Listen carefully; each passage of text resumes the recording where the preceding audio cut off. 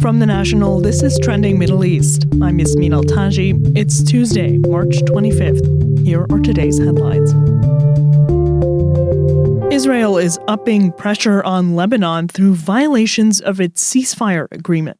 That's according to a senior Lebanese military source speaking to The National. Israel is expected to continue its violations of the ceasefire agreement with Lebanon's Hezbollah as part of a broader pressure campaign on Beirut, a senior military source told The National on Wednesday. This comes as a top Lebanese official has accused Israel of attempting to lure the country into normalizing relations. More airstrikes are expected on Lebanon, and Israeli troops are likely to remain in the 5 strategic positions they currently hold in southern Lebanon. Arab Affairs editor Vanessa Ghanem reports. A U.S. official has previously told us that Israel's continued presence in southern Lebanon is meant for broader strategic objectives beside security reasons or security concerns. And Israel's long-term goal is to push Lebanon toward a peace agreement. Tensions are rising after Israel carried out multiple airstrikes on Lebanon following rocket fire from its neighbor. The Lebanese health ministry said 7 people, including 1 child, were killed and 1 injured by the Israeli strikes. It's the worst violence since a ceasefire agreement took effect in November. Israel actually blamed Hezbollah and the Lebanese government for this attack.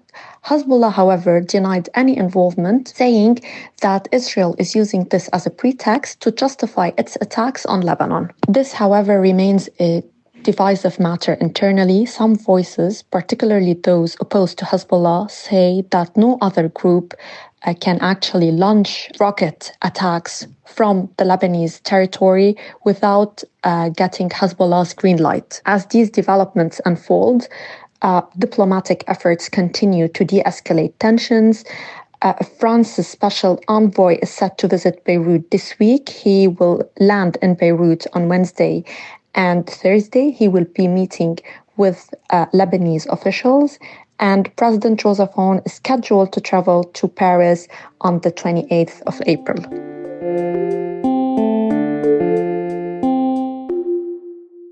Iran says the nuclear deal in its original state can't be revived. The 2015 nuclear deal between the U.S. and Iran has garnered renewed spotlight since U.S. President Donald Trump began his second term, fit with a renewed policy of maximum pressure on Iran.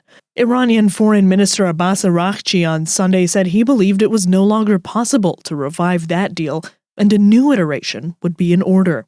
The National's Aveen Karim, assistant foreign editor, reports.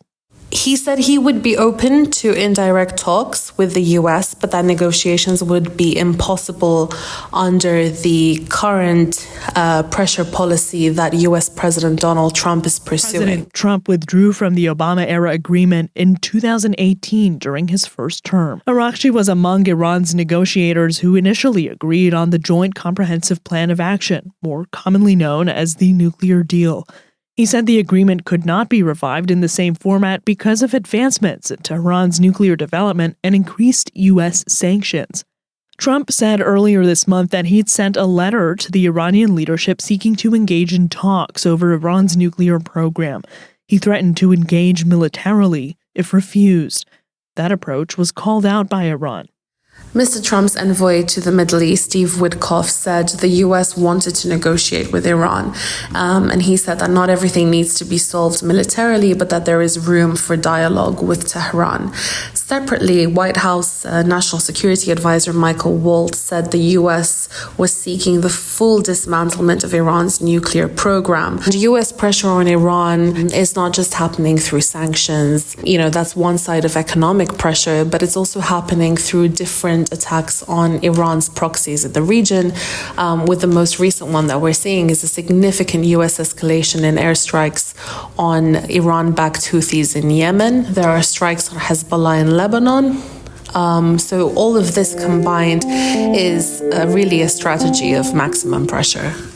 The UAE has pledged $64.5 million to a long-standing hospital in East Jerusalem. Now it's being hailed as a lifeline, as a means of providing critical care to Palestinians bearing the brunt of the war with Israel. The major aid package is allocated under the directives of President Sheikh Mohammed. It'll support operational expenses and medical staff, as well as fund upgrades at Al Maqasid Hospital. The hospital opened in 1968 with an initial capacity of 20 beds.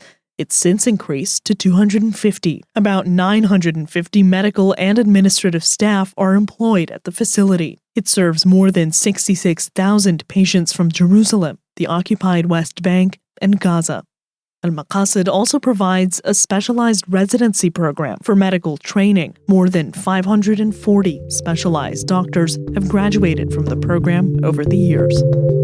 That's all for this morning's headlines. You can get these stories and follow live updates at our site. Yasmin Al-Taji, The National.